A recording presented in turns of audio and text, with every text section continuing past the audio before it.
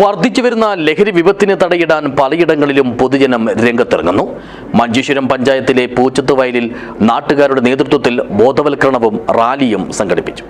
This news sponsored by ഗുണമേന്മയോട് കൂടിയ ഉൽപ്പന്നങ്ങൾ മിതമായ നിരക്കിൽ Sreekrishna hardwares, MG road, Kasaragod.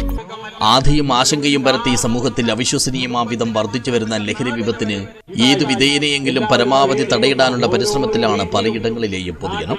ഇതിന്റെ ഭാഗമായാണ് മഞ്ചേശ്വരം ഗ്രാമപഞ്ചായത്തിലെ പൂച്ചത്തുവയലിൽ നാട്ടുകാർ രംഗത്തിറങ്ങി ബോധവൽക്കരണവും റാലിയും നടത്തിയത്.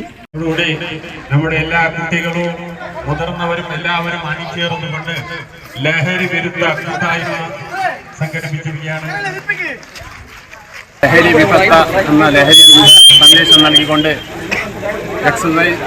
പൂച്ചത്തുവയൽ നടത്തുന്ന ലഹരി വിരുദ്ധ കൂട്ടായ്മയിൽ അണിചേർന്നുകൊണ്ട് ഇവിടെ കൂടിയ മൊത്തം ജനങ്ങൾ ഈ റമദാൻ മാസത്തിൽ വരെ ഈ ലഹരിക്കെതിരെ കൂട്ടായ്മ ചേർന്നുകൊണ്ട് നിൽക്കാൻ കാരണം നമ്മുടെ നാട്ടിലും വീട്ടിലും എല്ലാ കോളേജിലും എവിടെ ഇറങ്ങിയാലും ലഹരിൻ്റെ ഒരു വിപത്താണ്.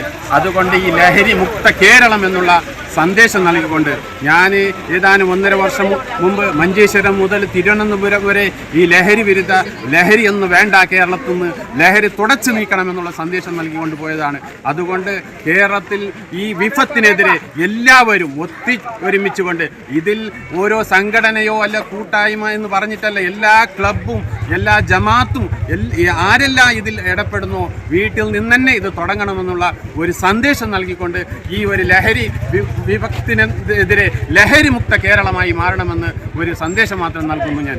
വിദ്യാർത്ഥികളെ മുൻനിർത്തിയും പ്ലക്കാർഡുകൾ കയ്യിലേന്തിയുമായിരുന്നു rally.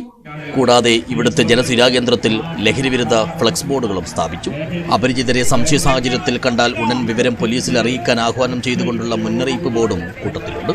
Manjeshwaram Janamaithri police station beat officer Madhu Karakkadavath പരിപാടി ഉദ്ഘാടനം ചെയ്തു.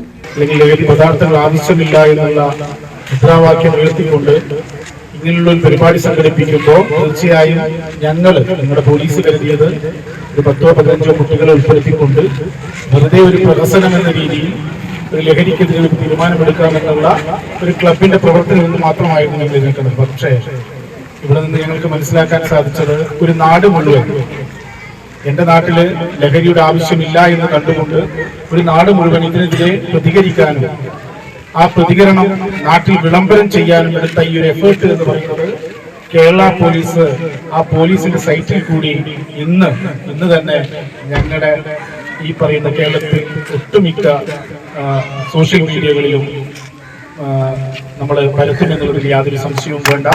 ചടങ്ങിൽ അബ്ദുൽ ഹമീദ് അധ്യക്ഷനായി.